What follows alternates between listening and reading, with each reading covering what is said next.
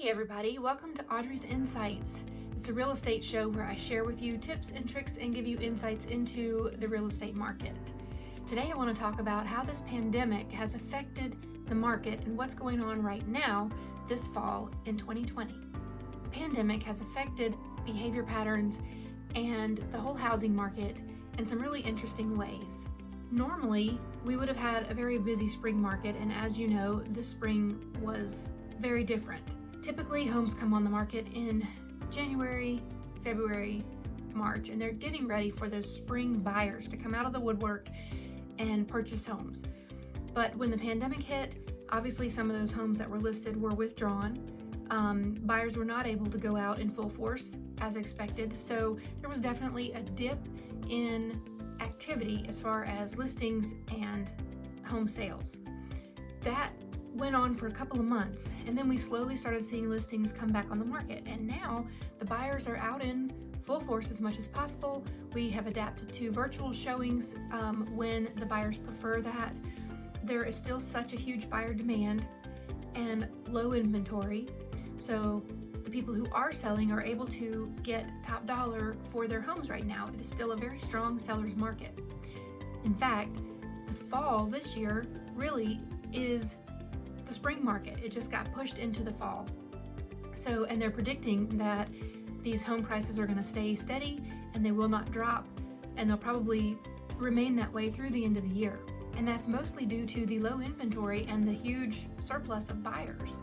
So it is a good time to sell if you're a seller, if you're thinking about selling.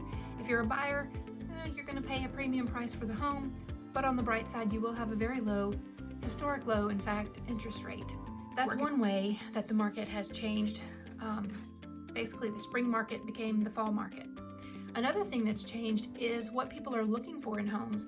Because of the pandemic and that people have learned how to be at home more and work from home and do school from home and all that stuff, they're looking for spacious homes and homes with more rooms that can be used as multi-purpose rooms.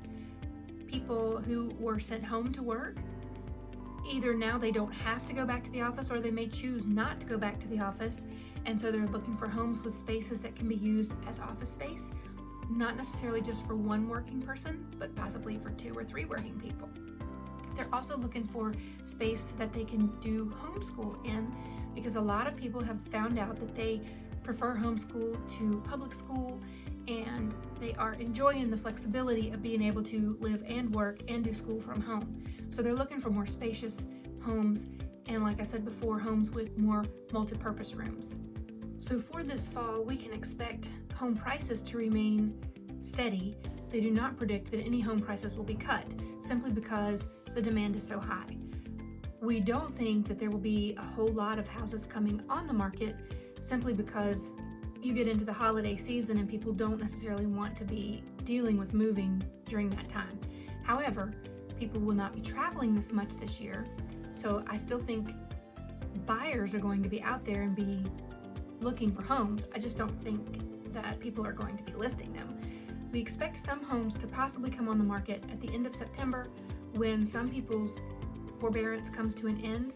Some people will probably extend that if they can, but others will opt to put their home on the market and try to sell it. They aren't predicting a huge wave of foreclosures. That's because interest rates are low, demand is high, and homes are moving quickly. So a lot of people are going to opt to sell rather than to let the banks foreclose on their property. The experts are expecting our fall market to be just as busy as a normal spring market would be. As far as next year and spring is concerned, the people who extend their forbearance into March, they may decide to list their homes in April.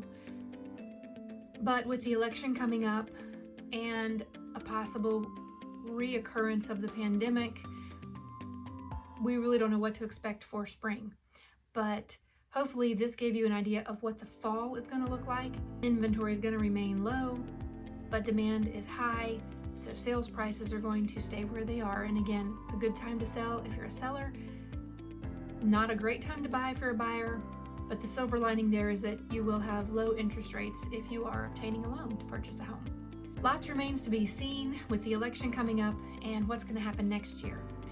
But as for right now, the fall market is pretty hot for sellers. Thanks so much for watching. I'll catch you next time on Audrey's Insights.